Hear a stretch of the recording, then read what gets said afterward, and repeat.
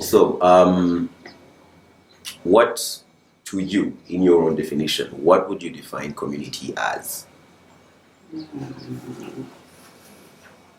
Yes, you first. Ladies. So, to me, community is a group of people who live together. They don't necessarily have to live in the same household, but in the same surrounding. And these people should be able to share the same values, same customs, beliefs toward things, and most importantly, should be able to share certain things in common and be able to support one another. So to me, that's what a community is. All right. Yeah. Yeah. My definition of community has changed because it used to be the people that you live around. It used to be the people that the area where you have your house or your home, the place that you sleep. But it's since changed. I started seeing community as being defined as, let's say, people of the same ethnic group.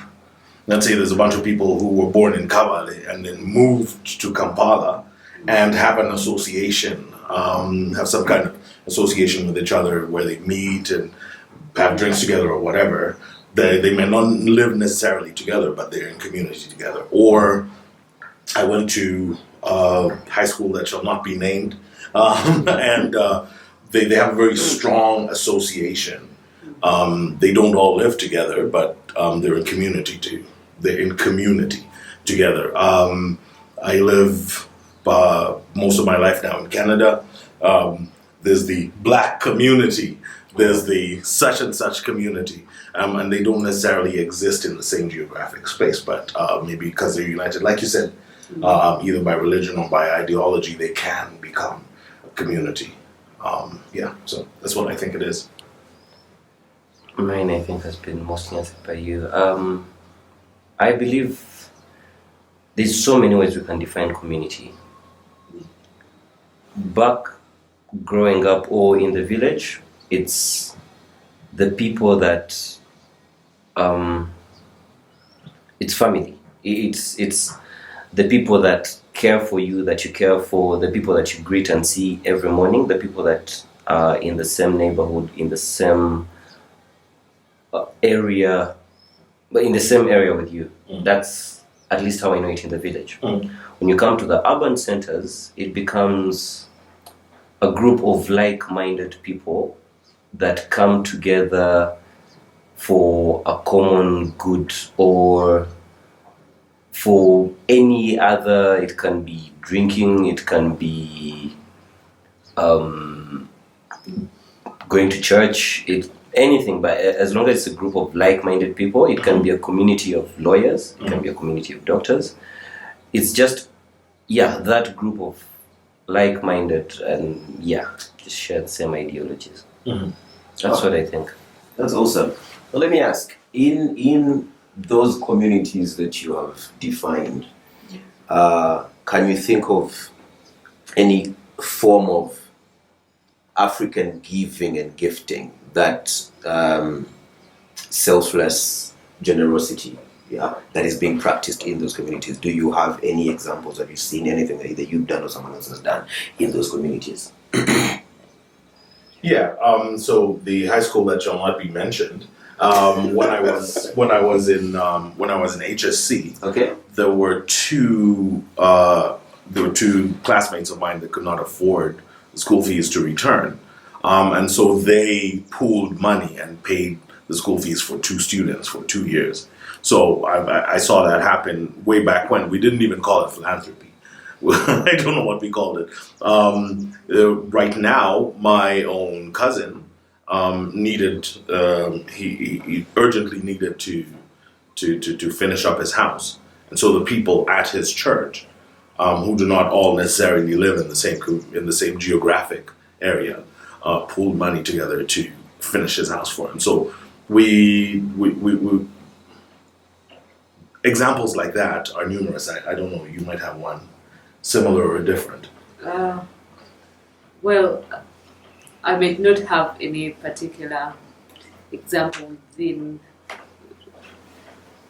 the community within which I live in, but I have an example of a community group which started off as a fellowship group and decided to reach out to the most vulnerable community somewhere in Lugazi. So this group of people support the kids within the school with clothing, with school fees, with scholastic materials, and they are currently doing a water project to, get water to their dormitories and all that. And well, to them it's just giving back to the community. To them it's a belief that they need to, be supportive of someone's life and provide them with basic needs of the things that they can be able to give. So whether they define it as philanthropy, I do not know, but it's the love to want to see these kids better. Yeah. Also, Anything philanthropic that the communities, people are doing in the community, I know that are doing. Yes, I know a group of nurses, and that's why I think for me, community comes into like-minded people. I know a group of nurses, they're about 20, okay. and I think it's every 2 years they support other nurses that are going to, or people that are aspiring to be nurses. They take them to school, nursing school. I know they have about 2 nurses in Zambia right now, the hospital teaching facility. But yes, they're teaching, they sponsor them, and yeah, for them that's how they do it. Then I also know of a group of lawyers. I shall not mention names. But I know a group of lawyers that helps kids get through LDC. Yes. Financially? Yes, financially. All right. Wow. That's How really about cool. when That's awesome. you have, a community that you can rely on, that if I got a problem, then they will be able to reach out to you and support you in time of need, because like Rodney earlier mentioned, that communities within the urban centers or urban places are united differently. And to me, it's a personal experience. When I lost my sister-in-law, and then I hoped so much to rely on the people that are living within my vicinity. But that did not come out as expected, and maybe simply because maybe we did not know each other that much. But there are those that really reached out to me. I mean, living in Kampala, and there are not so many relatives that you Yes. have around, but you can only rely on your neighbors. And there was this one neighbor of mine who, when I moved out to go and buy all the things needed for the vigil and so on, I found when they had brought food, they had bought all the skills needed, they already started to cook and arrange around, and I didn't ask them to do so, but they felt the need to support me at that time and be able to bring all those things. So how would we define that? Well, to me, I think it's philanthropy in a way, because they committed of their time, their resources, human resources, because ideally they would have used their time and energies for something else, or their food for something else, but they did that for me. Yeah. And I think that's what community is. Yeah. And to be able to rely on people, and I think that your explanation is definitely philanthropy, and I think it's one of the truest forms of African philanthropy, which was not limited to finances, or even that was not even the case. There was no finances. I visited Uncle Ben Mugara, and he tells me a story of when he was getting married. The way it worked in those days is he would go. His dad would, go and go gather food. So he remembers the evening that his dad went to look for, I think, money to buy food, a lot of food. You expected to feed people, and you knew that they would come in droves. So, and everyone was supposed to eat and drink and have their fill. And his dad came back frustrated because he hadn't found what he wanted. He hadn't gotten the money, and the introduction was supposed to happen, I think, that weekend or the next day. And he was scared, didn't know what he was going to do. And then on the day of the function, people just walked to the compound with food, and they cooked it and they ate it, and it stayed, and I think they even packed some, and they brought drink, and they brought yams and pumpkins and things like that. And it wasn't something that you had to go ask and beg people for. It wasn't something you had to hold meetings over. It wasn't something you had to send invitation cards out for. And I think that was one of the truest forms of African giving and African generosity, if we are, to demystify it and democratize it from what philanthropy might seem. So then I have a question. Does that kind of community coming together still exist outside of funerals? Because for funerals, we always know when someone dies, your whole community descends on you. They live in your house. They sit with you. They whatever. But would something like that be possible to happen? Like if I'm already married, but if I was not married, and if the two of us were getting married and I couldn't figure out the money for it, could I just be at my home and hope that people could show up with the food? Unless you don't want to get married, that's the only time you'd sit at home and do that thing. Because I'm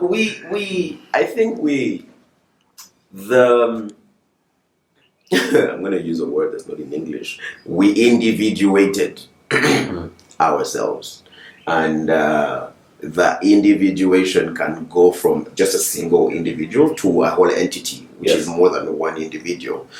So because everyone wants to mind their business and everyone doesn't want the other person in their business, you have to put in an extra effort to make sure that you show up for your function. I mean, when you lose someone, that is something universal. We all either have experienced it or are hoping it will happen to us or to someone that we know. Marriage is not one of those things. There's a lot of change that has happened in the scope and understanding of marriage, that those who are in want out, those who are out want in, and then they stay in for a short time, and then there's a lot of discouragement, and things have changed around marriage. So as an example, So I guess as the society becomes more individualistic, we're losing some of those sort of organic forms of philanthropy. Okay. But again, bring it back to since we're becoming individualistic and we're losing, does that then change the definition of what was African philanthropy and to what it is evolving to? Because we're losing, if we're going to break it down, is it only, because then you'd have generosity in there, but then what happens to neighborliness? What happens to there was the, how can I put it? It came through discipline, where if Paul was doing something wrong, Martin is an elder and he stays somewhere close, he will discipline Paul on behalf. Basically, the concept of a village raising a child. A child, yes. So any responsible adult in the community can discipline the child. Yes. Yeah. Would that also be defined as, would that also fall under philanthropy? I don't know. I think that falls under just community. Yes. Community here, and I think the thread that ties all your definitions together is that these people believe or subscribe to a certain way of life, or certain norms. Whether it's the nurses, their profession for one is to preserve life. Yes, whether it's the people in his high school, in Paul's high school, it was to help someone thrive. Yeah, and I think that's the thread that ties all the definitions together. So that was I don't think it was philanthropic to spank someone's child. But this is my way of. I don't even think it's philanthropic to spank your own. No, I'm giving back. contributing. Yeah, I'm giving back. It's crazy. That's my way of giving back. It's crazy. That's my way of giving back. I mean, I don't want you to become. But if you were never given, what are you giving back? Anyway. Oh my gosh. So what do you think?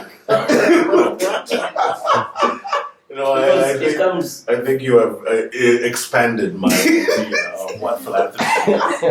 Backhand to Being philanthropic with extra. You're giving back to make sure that the society doesn't lose its, basic fabric and morals.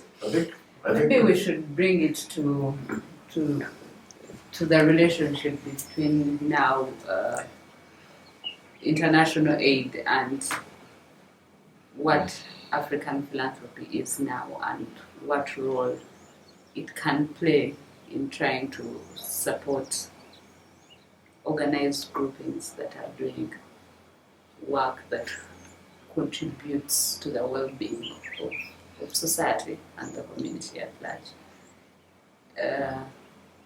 Because for me, when I think about African philanthropy or how best it can be organized, I think about the sustainability of institutions or groups or organizations that are doing work that probably is not anymore maybe being done by the community or something like that. So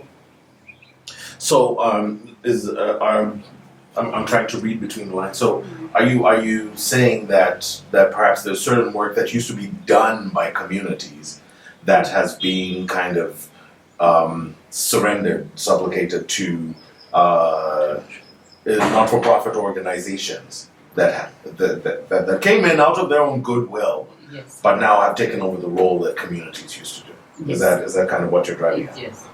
Okay.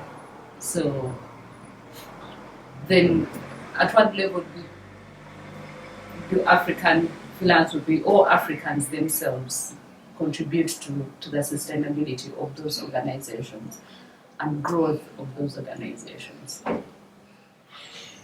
It's an interesting question. I think that the just like you've observed, I think the introduction of not-for-profits is double-edged.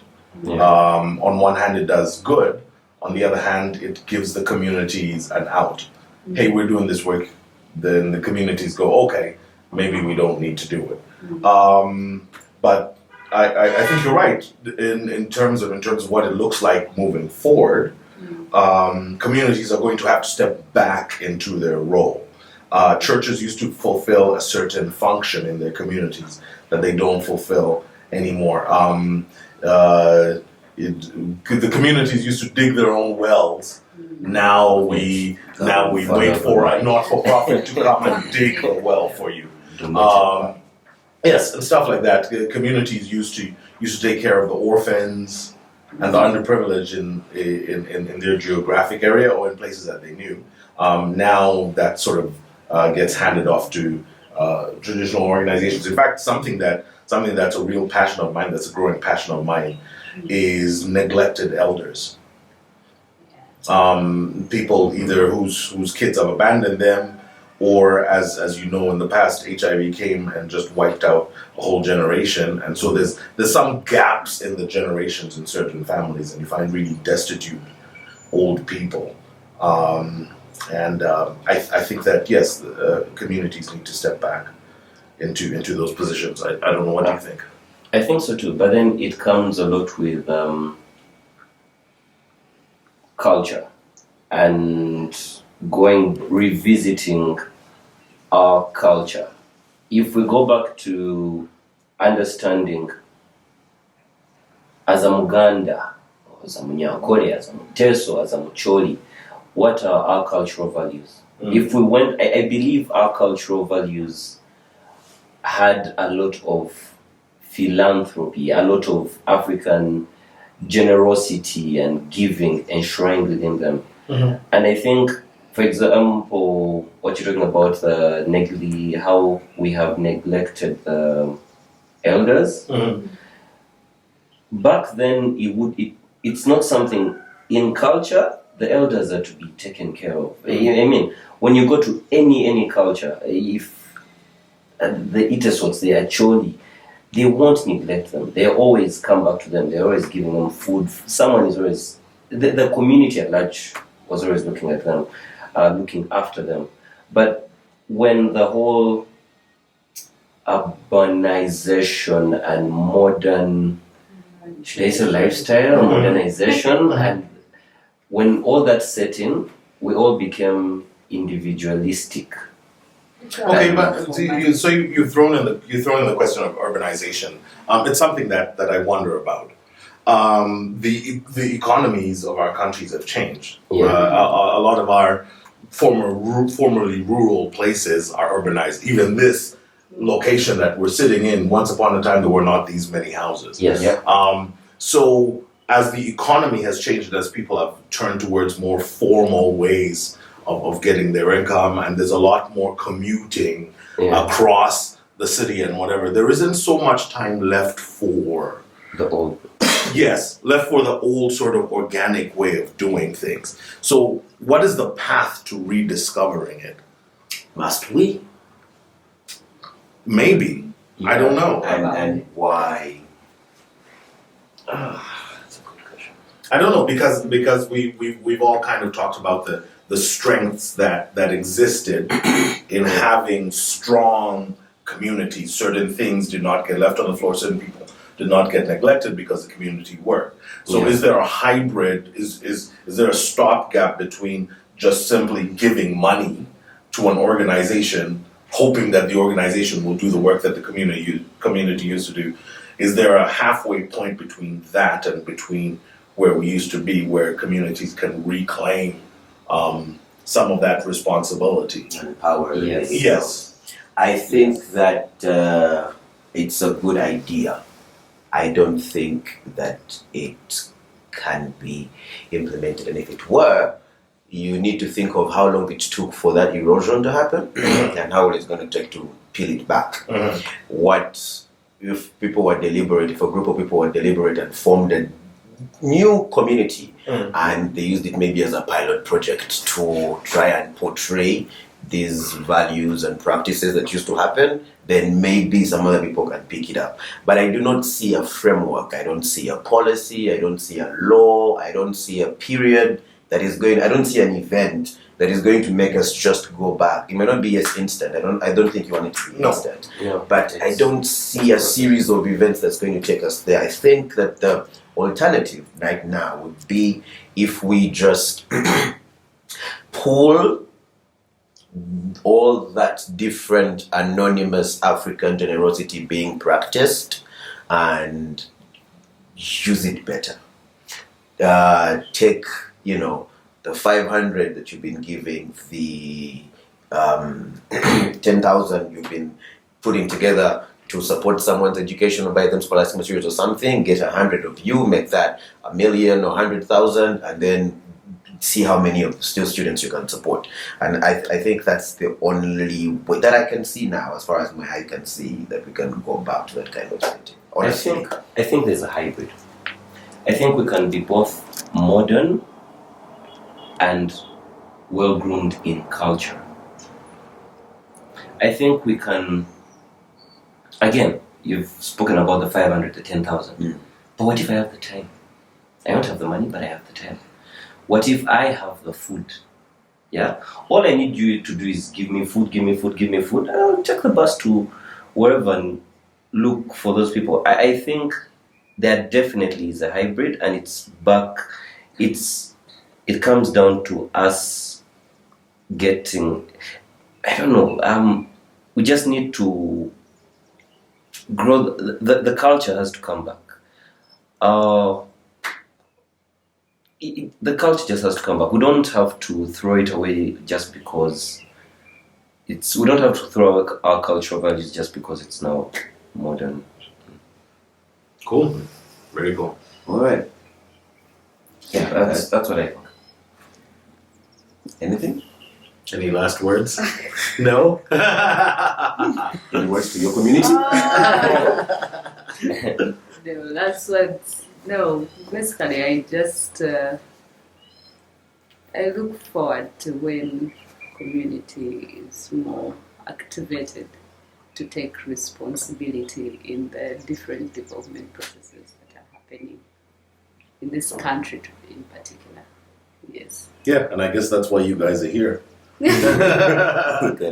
Thank you, people. Yeah. Thank you so much. Cool.